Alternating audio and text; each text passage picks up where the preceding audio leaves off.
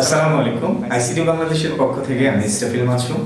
আজকে আপনাদেরকে সি শার্পের টিউটোরিয়ালে ফরইচ কিভাবে কাজ করে, এই লুপ কন্ডিশন কিভাবে কাজ করে সেটা দেখাবো। আমার জীবনে আমি সবচেয়ে বেশি যেই ফাংশনের উপরে কোড করেছি, সি শার্পের যে লুপটার উপরে বেশি কাজ করেছি সেটা হচ্ছে ফর লুপ। এই ফর লুপটা দেখা যাচ্ছে আমাদের প্রোগ্রাম তৈরি করতে উঠতে বসতে যে কোনো জায়গায়, মানে আমি এত বেশি আসলে মানে খাওয়া দাওয়া করি না যত বেশি ফর লুপের এই লুপটা ব্যবহার করেছি। এটা অত্যন্ত গুরুত্বপূর্ণ সি শার্পের জন্য।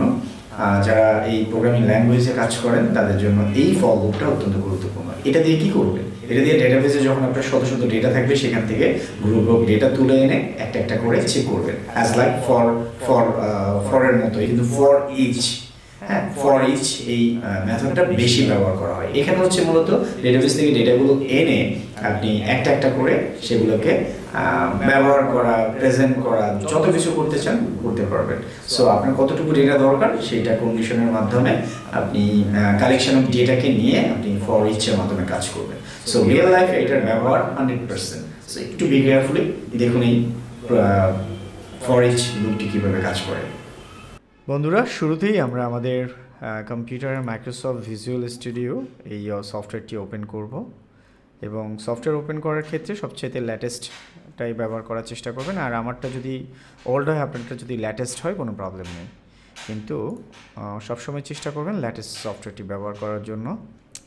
তো আমরা আসার পরে কনসোল অ্যাপ্লিকেশানে গেলাম। এখানে আপনারা সার্চ করে দেখতে পারেন। কনসোল অ্যাপ্লিকেশানে আসার পর আমরা এখানে যেই ফরইচটা ব্যবহার করব, ফরইচ স্টেটমেন্টটি আমরা ব্যবহার করব। আমরা .NET 6 ব্যবহার করছি। আপনারা এর থেকে বেশি আপডেট ভার্সনগুলো ব্যবহার করতে পারেন অথবা এটা ব্যবহার করতে পারেন, কোনো প্রবলেম নেই। আমরা ক্রিয়েট অপশনে ক্লিক করছি প্রজেক্টটির জন্য। সো শুরুতেই আমরা এখানে যে কাজটা করব সেটা হচ্ছে আমরা বলতে পারি হ্যালো ফরইচ। ফরইচটা করার জন্য অত্যন্ত গুরুত্বপূর্ণ যে বিষয়টি সেটা হচ্ছে এখানে ফরইচ মূলত লিস্ট টাইপের ডেটা নিয়ে কাজ করে। শুরুতেই ফরইচ নিয়ে কাজ করার জন্য সবার আগে যে বিষয়টা খেয়াল রাখতে হয় সেটা হচ্ছে ফরইচ মূলত হচ্ছে একগুচ্ছ ডেটাকে সে লুপের মধ্যে ঘোরানো হচ্ছে ফরইচের কাজ। এটা সি শার্পের নিজস্ব একটা প্যাটার্ন। এখানে হচ্ছে ডেটাকে যত সুন্দর করে আপনি অনেকগুলো ডেটাকে আপনি কতভাবে কাস্টমাইজ করে প্রেজেন্ট করবেন আপনার ইউজারের কাছে কতভাবে প্রেজেন্ট করবেন সেই বিষয়টি। সো শুরুতেই আমরা যে কাজটা করব সেটা হচ্ছে যে আমরা একটা ভেরিয়েবল ডিক্লেয়ার করব, যেটার নাম দিচ্ছি আমরা ডেটা লিস্ট। ডেটা টাইপের একটা ভেরিয়েবল আমরা ডিক্লেয়ার করলাম। এখানে আমি শুরুতে আন্ডারস্কোর দিয়ে দিচ্ছি যেহেতু বোঝার জন্য, এটা কোনো কিছু না, আমি একটা নাম ব্যবহার করতেছি। তারপরে আমাদেরকে অবজেক্ট তৈরি করতে হবে, লিস্ট স্ট্রিং নামে আমরা একটা অবজেক্ট তৈরি করলাম। এখন যদি সরাসরি এই অবজেক্টের মধ্যে যদি আমরা ডেটাগুলো রাখতে চাই সেটাও আমরা রাখতে পারি, এইভাবে রাখতে পারি ডেটা ইকুয়াল টু, যেটা করতে পারি সেটা হচ্ছে যে এখানে একটা একটা করে অ্যাড করে করে আমরা ঢুকাই নিতে পারি অ্যাড রেঞ্জ দিয়ে, যে এইভাবে আমরা করে নিতে পারি। সো এইভাবে যেটা আমরা করতে পারি সেটা হচ্ছে একটা স্ট্রিং ডেটা আমাকে দিতে হবে। সো আমি একটা স্ট্রিং ডেটা দিচ্ছি শেম। সো একটা ডেটা ঢুকালাম আমি। সরাসরি আপনি চাইলে এখানেও কিছু ডেটা দিয়ে রাখতে পারবেন, সেটা হচ্ছে আপনি এখানে দিয়ে দিতে পারেন কেম, এবং আরও কিছু ডেটা দিয়ে দিতে পারেন যে জেম। সো বিভিন্নভাবে এই লিস্টের মধ্যে ডেটা ঢুকানো যায় জেম। সো এটার ক্ষেত্রে এই জিনিসটা তখন আমাদেরকে সেখানে বাদ দিতে হবে। সরাসরি আপনি এটার মধ্যে ডিক্লেয়ার করে নিতে পারেন। আর যদি আপনি পরবর্তীতে এটাকে ডেটা হিসাবে ব্যবহার করতে চান, আগের মতো করে রাখতে পারেন, অর্থাৎ আপনি সরাসরি মেথডটা পরে আপনি কল করবেন, সেজন্য আপনি এটাকে জাস্ট ভেরিয়েবল আকার করে নিয়েছেন। সো আমরা এইটার মধ্যেও ব্যবহার করব, ওটার মধ্যেও ব্যবহার করব। দুইভাবে যদি আমাদেরকে ব্যবহার করতে হয় তাহলে এইভাবে চাইলে আমরা ভেরিয়েবলটা ব্যবহার করতে পারি। সো এখানে আমরা কেম শেম আমরা আরেকটা চাইলে আরও একটা নিয়ে নিতে পারি। সো ওভারঅল সবগুলার রেঞ্জের মধ্যে ঢুকে যাবে। এবং জন এভাবে বিভিন্ন নাম আমরা স্ট্রিং আকারে ঢুকাই রাখছি। এখন আমরা যেটা করব সেটা হচ্ছে আমরা কল করব। আমি জাস্ট একটা কমেন্টস দিয়ে রাখলাম। সো এইটা যেভাবে কল করে সেটা হচ্ছে ফরইচ লেখে ট্যাব দিলেই অটোমেটিক ভ্যারিয়েবল আইটেম ডেটা কালেকশনটা চাচ্ছে। এটা আমরা যেইটা আন্ডারস্কোর ডেটা, যেটা ডেটাগুলো তৈরি করে রেখেছি, এটা একটা লিস্ট, এটা একটা লিস্ট, এটা একটা লিস্ট, এটা একটা লিস্ট, এইভাবে একটা লিস্টের মধ্যে অনেকগুলো ডেটাকে আমরা ডিক্লেয়ার ঢুকাই রাখছি। এখন সেগুলোকে আমরা কনসোল অ্যাপ্লিকেশনের মাধ্যমে শো করব আমাদের ইউজারদের কাছে। সো কনসোল রাইট লাইন এর মধ্যে আমরা আইটেমটাকে সরাসরি দেখাই দিব, দেন আমাদের ফাইনাল আউটপুট চলে আসবে। চলুন আমরা একটু প্রজেক্টটা রান করি। সব ডেটা একসাথে আমাদের একটার পর একটা শো করবে।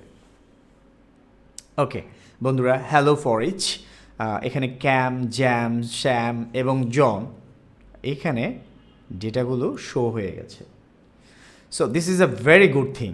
আপনার কোনো ডেটাবেজের ডেটা এখানে থাকতে পারে, আপনি এই ডেটাবেজের ডেটাগুলোকে এখানে নিয়ে সরাসরি আপনি ফরইচের মাধ্যমে একটার পর একটা শো করানোর জন্যই এই পদ্ধতিটি। সো ফরইচ আপনি কেন ব্যবহার করবেন? আপনি চাইলে একসাথে সব ডেটা ফরইচ ছাড়া দেখাতে পারবেন না। সো এইটা অবজেক্ট ওরিয়েন্টেড প্রোগ্রামিংয়ের জন্য বেস্ট একটা ভিডিও ক্লাস।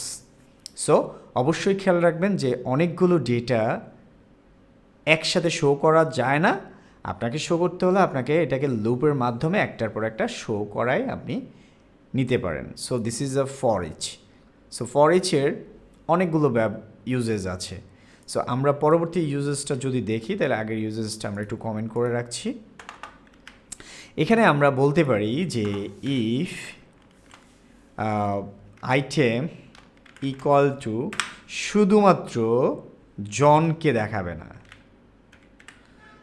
এখানে আমরা একটা কন্ডিশন দিয়ে দিতে পারি নট। এখানে আমরা কন্ডিশনগুলো অ্যাপ্লাই করতে পারি। ওকে, শুধুমাত্র নট। ইফের ক্ষেত্রে নট বা অন্যান্য যে কন্ডিশনগুলো আছে সেগুলো আপনারা ব্যবহার করতে পারেন।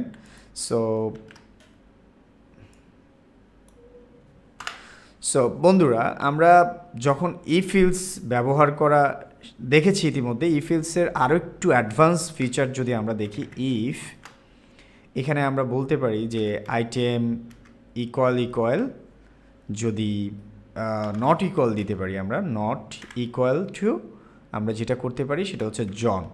এখানে জনকে শো করবে না, আমরা বড় হাতে জন দিয়েছি, জনকে এখানে শো করার কোনো অপশন নেই। উইদাউট জন সবাইকে দেখাবে, নট জন। নট জন মানে হচ্ছে জন আসতে পারবে না এখানে। চলুন তাহলে আমরা দেখি আমাদের কন্ডিশনটি। এখানে ক্যাম, জ্যাম এবং আমরা শ্যামকে দেখতে পাচ্ছি, বাট জনকে আমরা দেখতে পাচ্ছি না। So this is a very good thing. ফরইচের একটা বিশাল ব্যাপার। এখানে আমরা যদি জন পাই তাহলে আমরা একটা এলস দিয়ে বলবো, আমরা বলতে পারি যে কনসোল রাইট লাইন যে জন ইজ অ্যাবসেন্ট, আমরা জনকে রেড মার্ক করেছি। আমরা এটাও বলতে পারি John is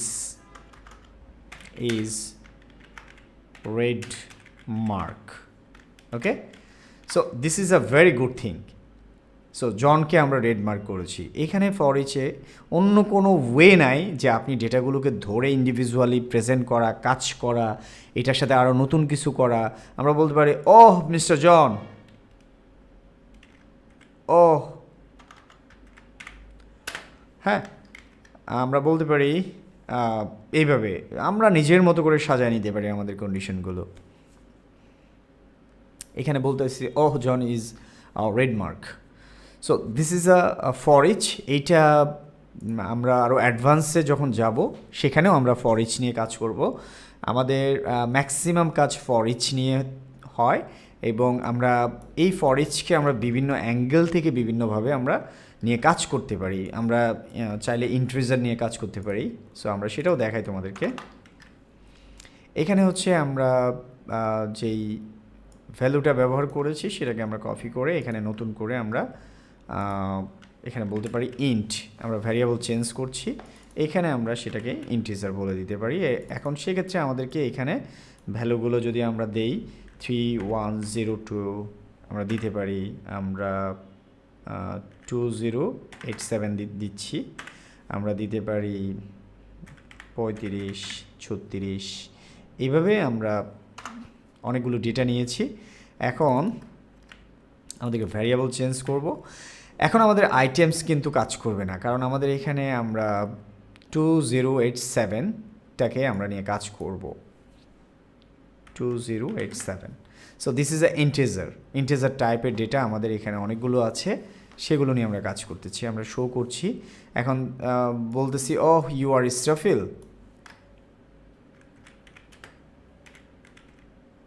you are Israfil, okay. So এখানে আমরা বলতে পারি হ্যালো আইসিটি বাংলাদেশ, ওকে। এখন আমরা যাই, আমরা ইন্টিজার টাইপের ভ্যালু নিয়ে কাজ করব। আমরা এখানে দেখতে পাচ্ছি আমাদের এখানে হ্যালো আইসিটি বাংলাদেশ ফরইচ 3102 দেখাচ্ছে।